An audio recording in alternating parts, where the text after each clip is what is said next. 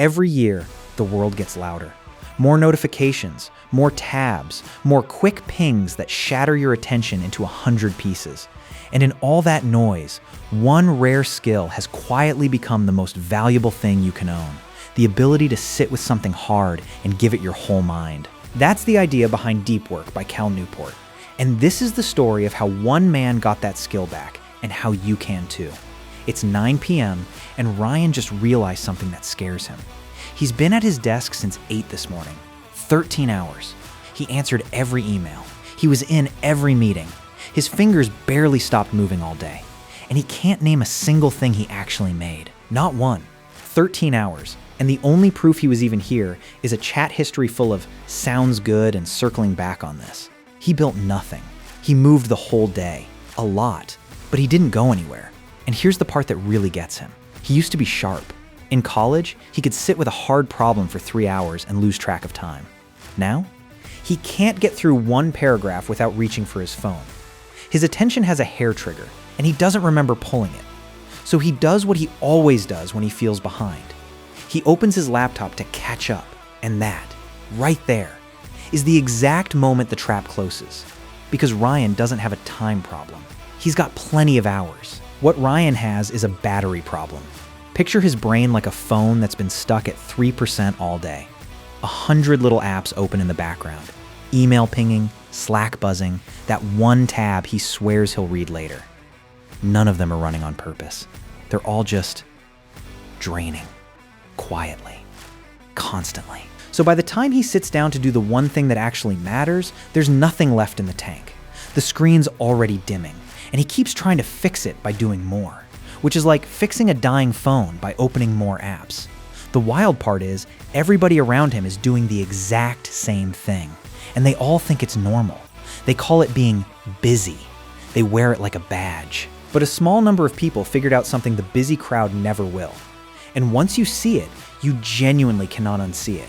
Here's the thing nobody told Ryan. There are two completely different kinds of work, and they are not the same currency. One is worth pennies. One is worth gold. And he'd been spending his whole life paying in the wrong one. The first kind, call it shallow work. Email, Slack, little tasks. The stuff you can do while half distracted, phone in hand, one eye on the group chat. It feels productive. It makes noise. It fills the day. And almost anyone can do it, which is exactly why it's worth so little. The second kind is the gold. It's the stuff that actually moves your life. The hard thinking, the real creating, the problem that needs your whole brain in one place at one time. This is the work that builds a skill, a career, a thing people can't easily replace you for. And here's the brutal little truth underneath it. That second kind of work is getting rarer every year, because everyone's too fried to do it, which means it's getting more valuable every year. The people who can still focus are quietly running away with everything. So the question stopped being, how do I get more done? It became something better. How does Ryan charge the battery back up? Turns out there are a few rules, and every single one of them, Ryan's about to get wrong before he gets it right. Ryan's first move is the obvious one. He decides, with great confidence, that tomorrow he is simply going to focus. Just sit down and do it. Willpower. How hard can it be? He lasts about 6 minutes. 6 minutes in, his hand reaches for the phone before his brain even votes on it. He's not even bored. It's a reflex now, like scratching an itch. He catches himself, puts it down, feels good about that for maybe 90 seconds, and then he's checking email just to clear it. And this is where he learns the thing that changes everything. Focus isn't a mood you wait to be in. It's a muscle. And Ryan's has been sitting on the couch for about 4 years. Every time he's felt a flicker of boredom and reached for a screen. In line, in the elevator, on the toilet, let's be honest. He's been training that muscle to quit. Thousands of tiny reps of the second this gets hard or dull, I escape. He didn't lose his attention span. He coached it, very patiently, to run away. You can't undo that with one big, heroic day of willpower. You do it the same way you'd rebuild any muscle. Small. Boring. On a schedule. So Ryan starts with a stupidly small promise. 90 minutes. One block. Phone in another room. Not face down on the desk, because face down still whispers to you. In another room.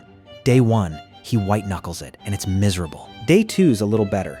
Day 3, he actually forgets to check the time and looks up, and 40 real minutes have passed, and he feels this weird flicker of something he hasn't felt in years. Then day 4, he gets a text that his card got declined at lunch, spends the whole block spiraling about it, and gets nothing done. And that's fine. That's the point. You don't need the perfect block. You need the next block. The muscle doesn't care about the day you missed. It only remembers the reps you actually did. But Ryan hits a wall he didn't expect, and it's not at his desk. It's everywhere else, because he's protecting his focus blocks now.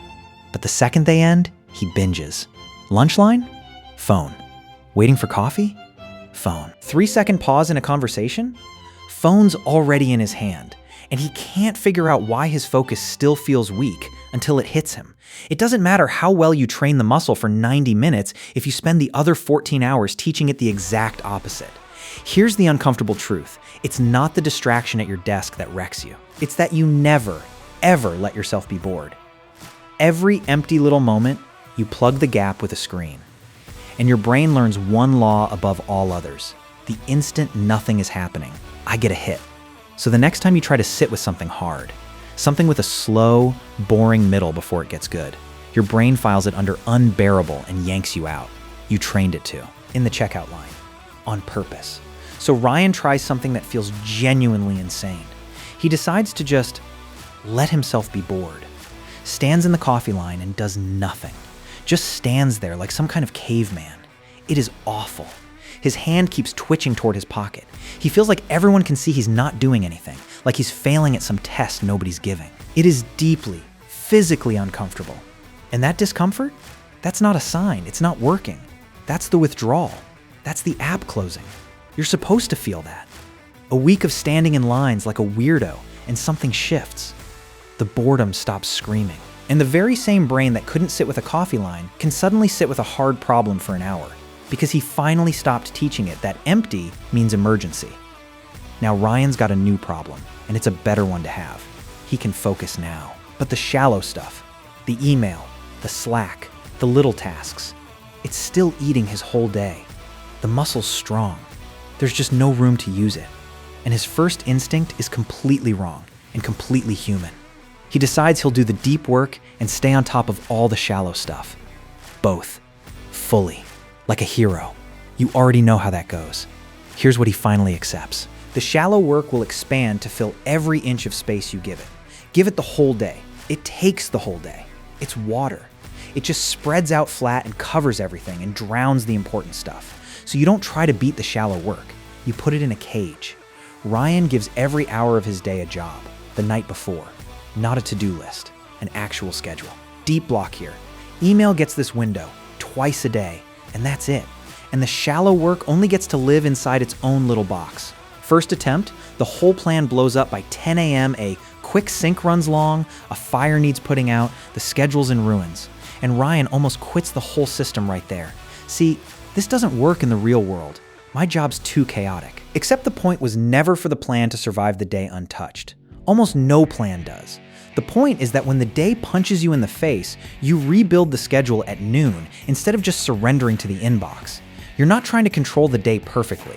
You're just refusing to let the shallow stuff run the whole show by default. And slowly, the important work stops being the thing he gets to if there's time. It becomes the thing the day is built around. Everything else fits in the cracks. There's one last leak, and it's the one Ryan really doesn't want to look at, his off hours. The evenings, he swears, are relaxing. He's on the couch, show playing, thumb scrolling, 3 hours gone in a blur, and he goes to bed feeling more tired than when he sat down. He thought that was recovery. It was the battery draining in the dark. Because here's what nobody warns you about. The tools that shred your focus don't clock out at 5. That feed you scroll to unwind is the exact same slot machine training your brain to crave a hit every 10 seconds. And then you're stunned when it won't hold still the next morning. You can't spend your whole night repsing distraction and expect focus to show up for work. So Ryan does an audit that stings a little. He looks at where his hours actually go, honestly, and he cuts the stuff that takes a lot and gives back almost nothing. Not everything. He keeps the show he actually loves, the game night, the things that genuinely fill him back up. He just kills the mindless draining, the scroll that isn't even fun anymore, that he does out of pure reflex. And the first few nights are strangely empty. He reaches for the phone, remembers, and just sits there, quiet, almost lonely. But then the battery does something it hasn't done in years. It charges overnight. It's 9 p.m. again. Different night. Same desk, same glow on his face. But Ryan's not scrolling his own chat history looking for proof he existed. He shut the laptop an hour ago. Because today, he did one thing. One real, hard, gold thing. The kind of work he couldn't have held in his head for 10 straight minutes a few months back. He didn't answer every email today. Some people waited. The world, shockingly, kept turning. He's not busier than he used to be. If anything, he moves less now. Fewer pings, fewer tabs, fewer little fires. But for the first time in years, all that stillness is pointed at something that matters. The phone's not at 3% anymore. And the difference wasn't more hours. It was learning how to stop the drain. So if you're where Ryan was, busy all day, empty by night, wondering where your focus went, here's the whole thing, in the order it saved him. Your attention is a muscle, and it's tired because you've been training it to quit. So start small, one boring block at a time. It cramps when you're bored because you never let yourself be bored anymore. So let the coffee line be quiet and ride out the withdrawal. The shallow work will flood your whole day if you let it. So cage it, give every hour a job, rebuild the plan when the day breaks it. And the leak you don't want to look at is the relaxing scroll that's actually draining you dry. So cut the stuff that takes everything and gives nothing back. None of it is about doing more. It's the opposite. It's about protecting the one resource everyone else is burning through without noticing, and then quietly getting the kind of work done that the busy people never will. Here's the thought I want to leave you with. 100 years from now, nobody will remember how fast you answered your email. But the deep, focused, difficult work you do, the thing only you can make when your whole mind is finally in one place, that's the part that lasts. So this week, before you try to do more, try to drain less.